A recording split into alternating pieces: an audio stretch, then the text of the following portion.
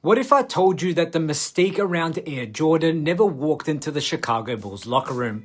That behind the shoes, the logo, the highlight reels, the killer instinct, there was another Michael Jordan. A side that he wouldn't allow to disrupt the Bulls' quest for success. And according to BJ Armstrong, one of Jordan's closest teammates, most of us never got to know him. A side of him that wasn't captured in The Last Dance. A side that only a few teammates like BJ Armstrong ever truly experienced. It's not about the stats, the rings, or the legacy. It's about the man behind the myth, the human behind Air Jordan. Jordan's most impressive accomplishment might not be his 6 titles. It might be how he carried the weight of global stardom and still stayed grounded. BJ Armstrong spent 6 years beside Jordan during the Bulls' meteoric rise in the 90s. He saw the sweat, the sacrifice, the drive, the grind, but he also saw something else, the duality of Michael Jordan. Armstrong puts it plainly, Jordan never brought Air Jordan into the locker room. Think about that. One of the most recognizable personas in sports history, a billion-dollar brand, a fashion icon, a cultural symbol, was something Jordan just compartmentalized. BJ believes that Air Jordan persona wasn't a pursuit of ego, it was a coping mechanism. In his words, the character, the Air Jordan figure that he created, was something that I think he did because truthfully, he wasn't fully comfortable with being a star. Now let that sink in for a moment. The most famous basketball player in the world wasn't chasing fame. He was just trying to be the best version of himself. BJ suggests Jordan never set out to become a transcendent superstar.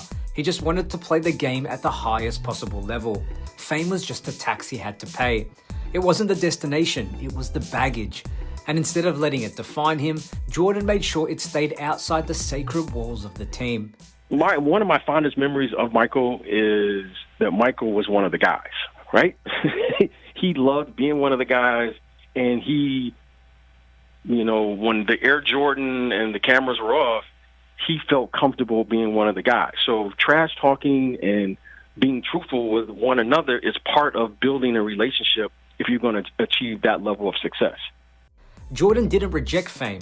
He understood it was part of the deal, but he never let it change the way he treated his teammates.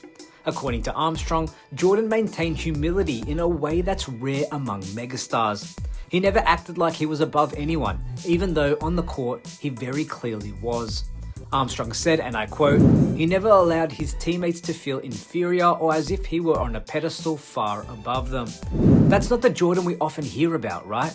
Most of the headlines paint him as cutthroat, ruthless, obsessed with winning to a fault. And yes, that part is real as well. We've heard the Steve Kerr punch story. We've seen the intense practices. We've watched him will his teams to victory with a scowl on his face and fire in his eyes. But what Armstrong reveals is that off the court, Jordan wasn't heartless. He was intentional, he was present. He separated the public figure from the private teammate. That duality is what made him so unique. He could be the most competitive player alive and still show humility behind closed doors. Armstrong goes even deeper, suggesting that Jordan viewed his own superstardom through a very different lens than most modern players. Many athletes today lean into the fame. Brand deals, social media, endorsement empires. Jordan had all of that and still treated it like a job, not an identity.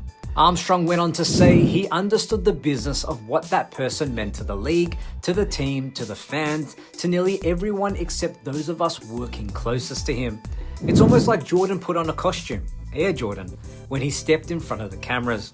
But back in the locker room, he was just Mike, and not many people got to see him.